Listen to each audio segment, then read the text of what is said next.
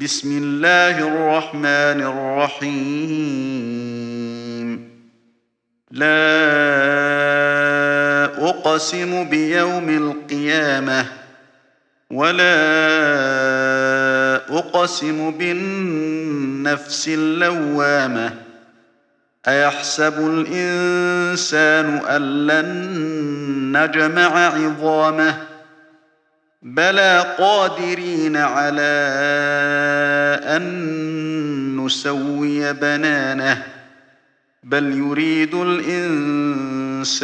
ليفجر أمامه يسأل أيان يوم القيامة فإذا برق البصر وخسف القمر وجمع الشمس والقمر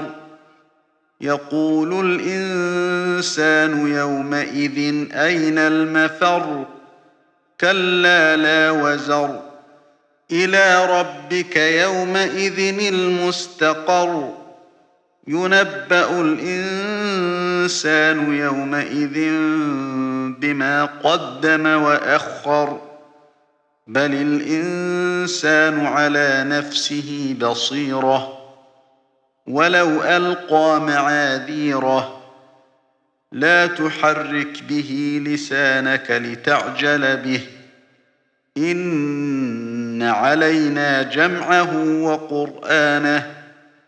فإذا قرأناه فاتبع قرآنه ثم إن علينا بيانه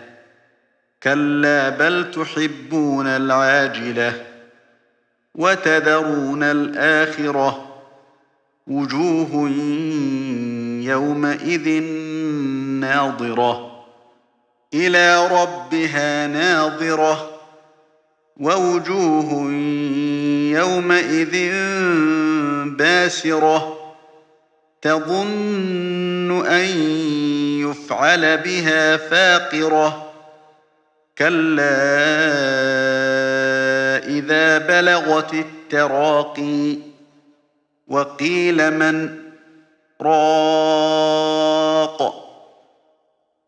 وظن أنه الفراق والتفت الساق بالساق إلى ربك يومئذ المساق فلا صدق ولا صلى ولكن كذب وتولى ثم ذهب إلى أهله يتمطى أولى لك فأولى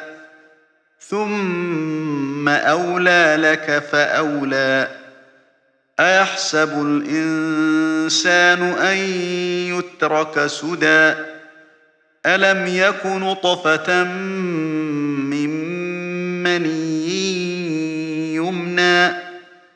ثم كان علقة فخلق فسوى فجعل منه الزوجين الذكر والأنثى أليس ذلك بقادر على أن يحيي الموتى ربك يومئذ المساق فلا صدق ولا صلى ولكن كذب وتولى ثم ذهب إلى أهله يتمطى أولى لك فأولى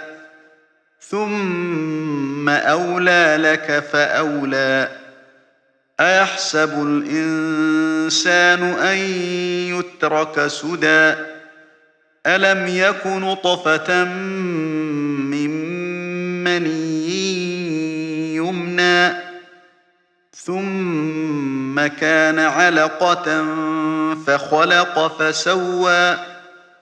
فجعل منه الزوجين الذكر والأنثى أليس ذلك بقادر على أن يحيي الموتى ربك يومئذ المساق فلا صدق ولا صلى ولكن كذب وتولى ثم ذهب إلى أهله يتمطى أولى لك فأولى ثم أولى لك فأولى أيحسب الإنسان أن يترك سدى